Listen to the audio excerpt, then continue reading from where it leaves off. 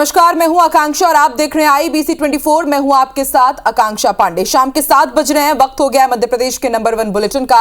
मध्य प्रदेश में आज क्या हुआ, तो सिर्फ 24 मिनट में आपको मध्य प्रदेश की हर खबर का पूरा अपडेट देंगे। और बुलेटिन में सबसे पहले बात करते हैं मध्य प्रदेश में बढ़ते निवेश की संभावनाओं की।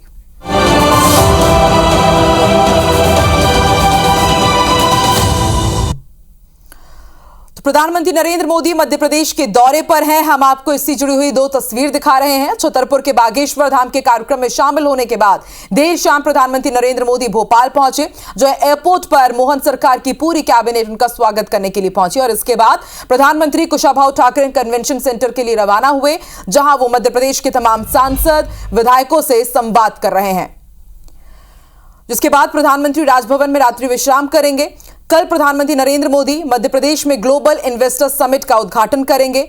मध्य प्रदेश में आपको बता दें, प्रधानमंत्री नरेंद्र मोदी पहली बार रात्रि विश्राम कर रहे हैं और इसलिए प्रधानमंत्री नरेंद्र मोदी का MP दौरा ये बेहद खास है। तो इन्वेस्टर समिट को लेकर क्या तैयारी है, इसका पूरा अपडेट लगातार IBC 24 आप तक पहुंचा रहा है। और इस वक्त कन्वेंशन सेंटर में क्या हो रहा है, कुशाभाऊ ठाकरे कन्वेंशन सेंटर में, उसका भी अपडेट हम लगातार आप तक पहुंचा रहे हैं। लेकिन ये 2 तस्वीरें बहुत ज्यादा जरूरी होती है PM से मिलने के लिए। पूरी कैबिनेट आप देखिए किस तरह से यहां पर एयरपोर्ट पहुंची उन्हें रिसीव करने के लिए। दूसरी तस्वीर कुशाभाऊ कन्वेंशन सेंटर के लिए जब वो वहां से निकले उसके काफिले की तस्वीर हम आपको दिखा रहे हैं। इस वक्त कुशाभाऊ ठाकरे कन्वेंशन सभागार में तमाम सांसद विधायकों के साथ प्रधानमंत्री नरेंद्र मोदी बेहद बड़ी बैठक कर रहे हैं। 2 संवाददाता हमारे साथ जुड़ चुके हैं। विवेक पटैया कन्वेंशन सेंटर से लाइव जुड़े हैं और दुष्यंत पराशर राजभवन से हमारे साथ लाइव जुड़ चुके हैं। सबसे पहले रुख कर लेते हैं विवेक का। विवेक, अभी इस वक्त बहुत बड़ी बैठक यहां पर चल रही है प्रधानमंत्री नरेंद्र मोदी के साथ। तमाम पदाधिकारी, सांसद, विधायक यहां पर मौजूद है। किस तरह के यहां पर सफलता के मंत्र दिए जा रहे हैं, किस तरह की बातचीत, कैसा संवाद हो रहा है?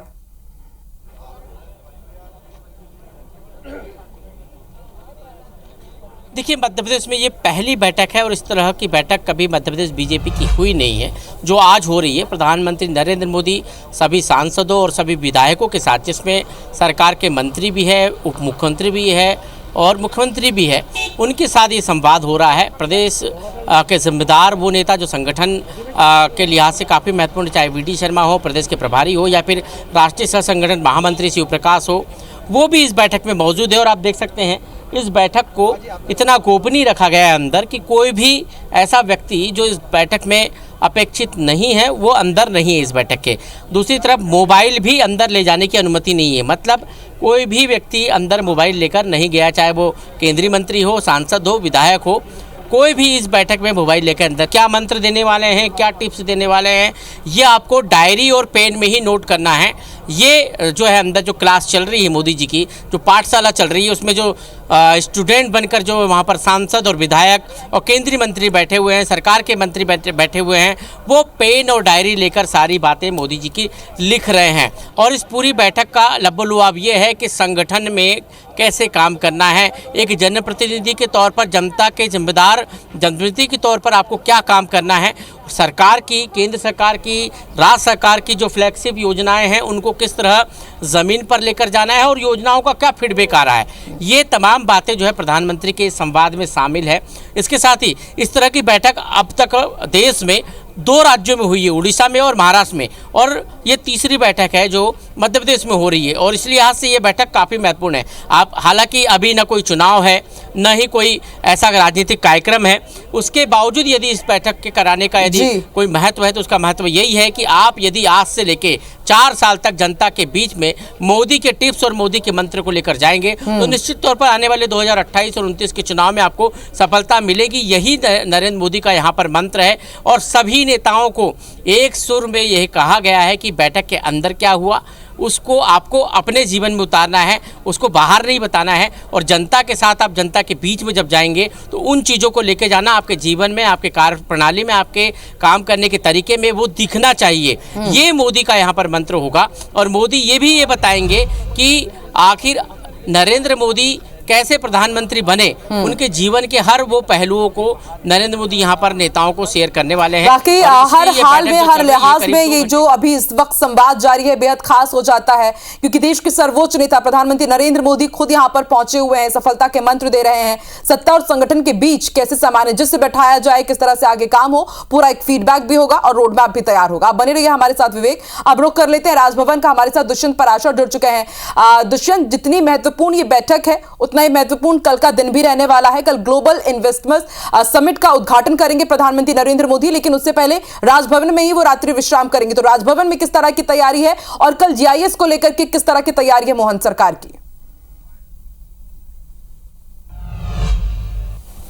आप बिल्कुल देखिए, मैं आपको बता दूं कि राजभवन के बाहर की पहले स्थिति आपको दिखा देता हूं, हमारे दर्शकों को दिखा देता हूं कि किस तरीके से सुरक्षा व्यवस्था जो है वो चाक चौबंद की गई है। चूंकि प्रधानमंत्री कुशाभाऊ ठाकरे कन्वेंशन सेंटर से निकलेंगे और राजभवन पहुंचेंगे। राजभवन में वो तमाम सारे राज्यसभा के सांसद और लोकसभा के सांसदों के साथ में डिनर करेंगे और रात्रि विश्राम जो है वो राजभवन में करेंगे।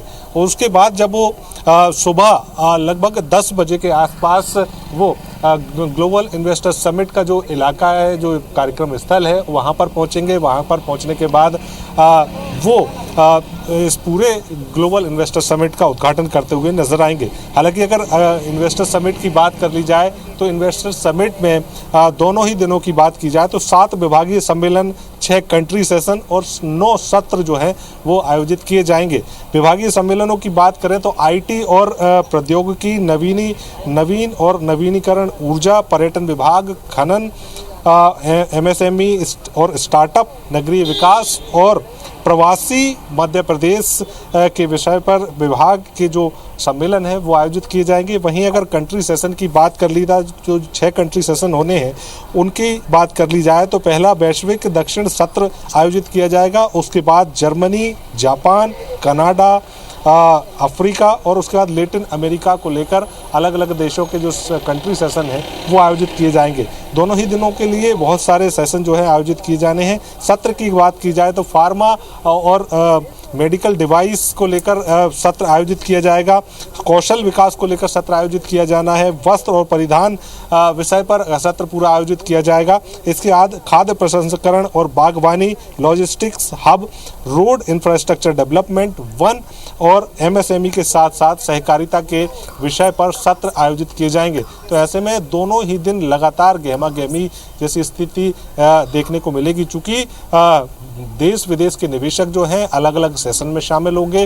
अपने स्तर पर वो किस तरीके का निवेश मध्य प्रदेश में चाहते हैं, किस तरीके से निवेश वो करेंगे, कितना रोजगार इससे सृजित होगा, कौन कौन से ऐसे रोजगार होंगे, उनके विषय क्या होंगे, इन तमाम सारी बातों को लेकर जो वस्तु स्थिति है वो स्पष्ट की जाएगी। और जब ये सेशन आयोजित किए जाएंगे, सत्र आयोजित किए जाएंगे तो बिल्कुल दुष्यंत, देखिए भव्य तैयारियां यहाँ पर की हुई है और देखिए प्रधानमंत्री नरेंद्र मोदी कल यहाँ पर पहुंच रहे हैं और मध्य प्रदेश की दशा और दिशा बदलने वाली है ग्लोबल इन्वेस्टमेंट समिट से। किस तरह से अब ना सिर्फ भोपाल बल्कि पूरा मध्य प्रदेश विकास के पथ पर आगे बढ़ेगा, नवीन सिंह से समझ लेते हैं। नवीन सिंह हमारे साथ संवाददाता जुड़ चुके हैं भोपाल से और IBC 24 मेगा कवरेज कर रहा है, क्योंकि वाकई बहुत बड़ा दिन है ना सिर्फ भोपाल बल्कि पूरे मध्य प्रदेश के लिए, पूरे भारत के लिए। नवीन, जरा आप बताइए कि ग्लोबल इन्वेस्टर समिट से किस तरह से मध्य प्रदेश की दशा और दिशा बदलेगी, किस तरह से विकास के पथ पर मध्य प्रदेश और आगे बढ़ेगा?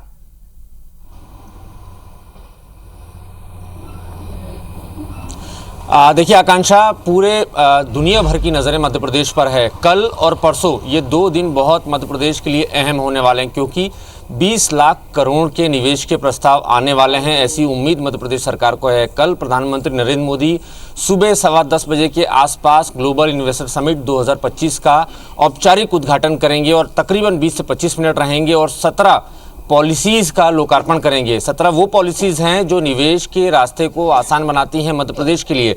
और दुनिया भर के जो इन्वेस्टर्स हैं, उद्योगपति हैं, बड़े कारोबारी हैं, बड़े बिजनेसमैन हैं, वो मध्य प्रदेश आएंगे और मध्य प्रदेश में किस तरीके से निवेश करेंगे, उनको कितनी आसानी होगी अब निवेश के लिए। तो ये इन 17 पॉलिसीज़ पर का लोकार्पण कल प्रधानमंत्री नरेंद्र मोदी करने वाले हैं, मुख्यमंत्री डॉक्टर मोहन यादव की मौजूदगी में। और ये 2 दिन मध्य प्रदेश के लिए बहुत अहम होने वाले हैं। आकांक्षा, जैसे मैंने पहले बताया कि 20 लाख करोड़ के निवेश की उम्मीद मध्य प्रदेश की सरकार को है, मध्य प्रदेश के लोगों को है, और ना सिर्फ मध्य प्रदेश के लोगों को बल्कि बेरोजगारों को भी और युवाओं को बड़ी उम्मीदें हैं इस ग्लोबल इन्वेस्टर समिट से, क्योंकि ऐसी उम्मीद की जा रही है कि लगभग 20 लाख के आसपास नौकरियां मध्य प्रदेश में सृजित होंगी अगले कुछ महीनों के भीतर या अगले 1 साल 2 साल के भीतर। तो इन्हीं कोशिशों के साथ मध्य प्रदेश धीरे धीरे अपने पैर बढ़ा रहा है, आगे पैर पसार रहा है, और ये भी कहा जा सकता है कि मध्य प्रदेश के विकास को अब रफ्तार मिलने वाली है। कल और परसों 2 दिन बहुत महत्वपूर्ण मध्य प्रदेश के लिहाज से होने वाले हैं। दुनिया भर के बड़े कारोबारी आएंगे। कल 10:15 बजे से लगभग 10:05 या 10 मिनट से प्रधानमंत्री नरेंद्र मोदी का औपचारिक सेशन शुरू होगा और परसों इवनिंग में लगभग 5 से 5:30 बजे के बीच में इसका समापन होगा और गृह मंत्री अमित शाह इसका समापन करेंगे। इस बीच में इन 2 दिनों के दौरान लगभग 12 से 15 बड़े सेशन होने हैं, 6 कंट्री सेशन होने हैं, 6 स्थानीय सेशन होने हैं। तो इस तरीके से उसकी रूपरेखा बनाई गई है ताकि मध्य प्रदेश में जितने भी निवेशक आए उनको किसी तरह की कोई दिक्कत ना हो। प्रेजेंटेशन होने हैं, MOU साइन होने हैं। बिल्कुल नवीन, एक तरफ हम प्रयागराज में देख ही रहे हैं कि आस्था का महाकुंभ वहां लग रहा है और यहाँ पर उद्योगपतियों का एक कुंभ कल से देखने को मिल जाएगा भोपाल में, और उम्मीद यही है कि मध्य प्रदेश में बहुत सारा निवेश आए ताकि यहाँ के लोगों को रोजगार मिल सके और मध्य प्रदेश उद्योग के क्षेत्र में और आगे बढ़ सके। आप तीनों का ही बहुत बहुत धन्यवाद पूरी जानकारी हम तक पहुंचाने के लिए। तो प्रधानमंत्री नरेंद्र मोदी कल सुबह ग्लोबल इन्वेस्टर समिट का उद्घाटन करेंगे। इसकी तैयारी लगभग पूरी हो चुकी है। विदेशी निवेशकों को लुभाने के लिए और उनके समक्ष मध्य प्रदेश की सभ्यता संस्कृति को प्रेजेंट करने के लिए कई मॉडल्स को बुलाया गया है, जिनमें मिस्टर इंडिया साल 2018 Farhan Qureshi, miss celebrity miss India साल 2024 निश्चला और मिस ग्लोबल इंडिया साल 2023 मानसी ग्लोबल इन्वेस्टर समिट में अपने मॉडलिंग के माध्यम से मध्य प्रदेश के परिधान जैसे चंदेरी महेश्वरी कारीगरी को प्रदर्शित करेंगे। इस विषय पर इन मॉडल से खास बातचीत की IBC 24 संवाददाता साक्षी त्रिपाठी ने।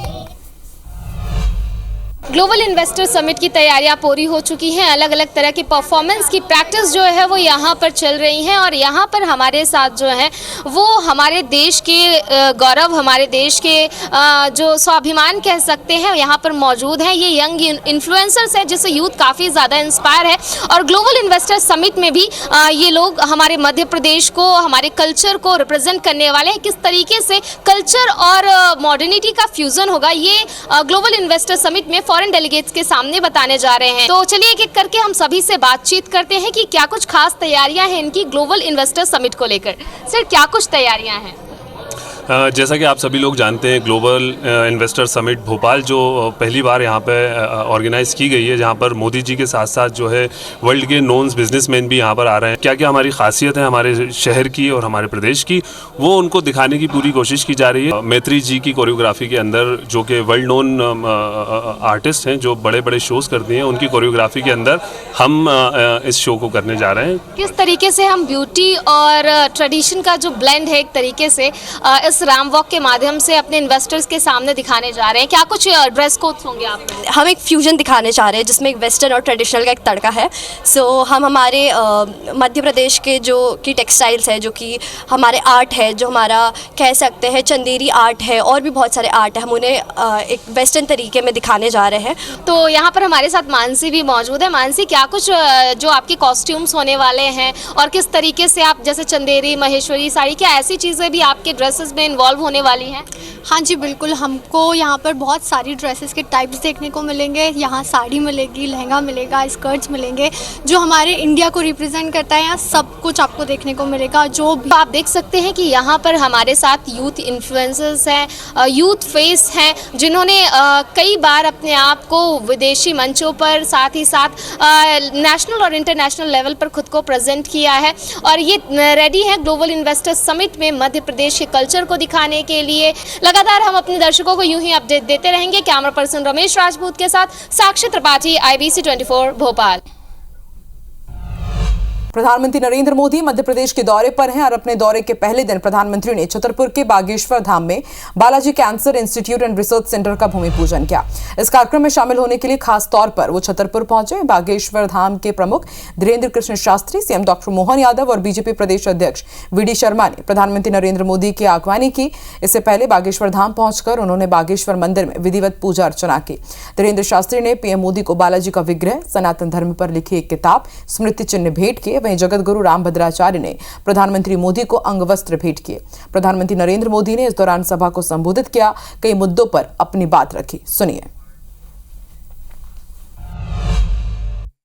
साथियों, आजकल हम देखते हैं कि नेताओं का एक वर्ग ऐसा है जो धर्म का मखौल उड़ाता है, उपहास उड़ाता है, लोगों को तोड़ने में जुटा है। और बहुत बार विदेशी ताकतें भी इन लोगों का साथ देकर देश और धर्म को कमजोर करने की कोशिश करती दिखती है। मेरे छोटे भाई धीरेन्द्र शास्त्री जी काफी समय से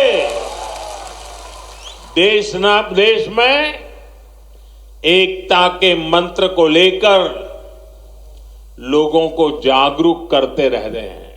और आज मैं हनुमान दादा के चरणों में आया तो मुझे लगा कि ये धीरेन्द्र शास्त्री अकेले ही पर्ची निकालेंगे कि मैं निकाल पाऊंगा। आने वाली सदियों तक 144 वर्ष के बाद हुआ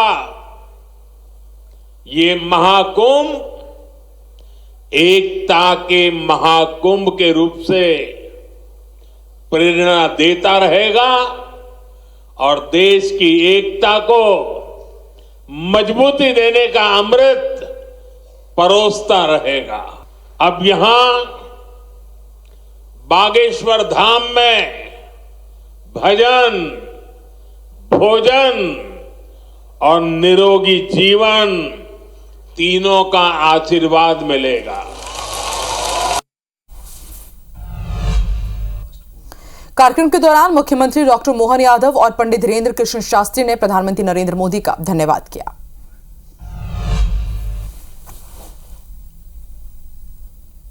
पहली बार हो रहा है यशस्वी प्रधानमंत्री का इतना स्नेह कि हमारे लिए पहले यहाँ ये बुंदेलखंड की धरती यशस्वी प्रधानमंत्री के आने से केन बेतवा नदी के माध्यम से पूरे क्षेत्र के लिए जल की इतनी बड़ी सौगात दी, वाकई अद्भुत दी है। अमेरिका में स्वागत पाकर अब एक छोटे से गांव गड़ा में आए हैं। ऐसे प्रधानमंत्री मिलना मुश्किल है जो गाय की बात करते, गंगा की बात करते तो गरीबों की भी बात करते हैं। ऐसे प्रधानमंत्री जी मिलना बहुत कठिन है जो दल से नहीं दिल से देश की सेवा करते हैं। तो बागेश्वर धाम में आज प्रधानमंत्री नरेंद्र मोदी पहुंचे थे और किस तरह से ये जो कैंसर अस्पताल है न सिर्फ बुंदेलखंड बल्कि पूरे मध्य प्रदेश की दशा बदलने जा रहा है। क्या हाल, इस बुलेटिन में इतना ही। नमस्कार।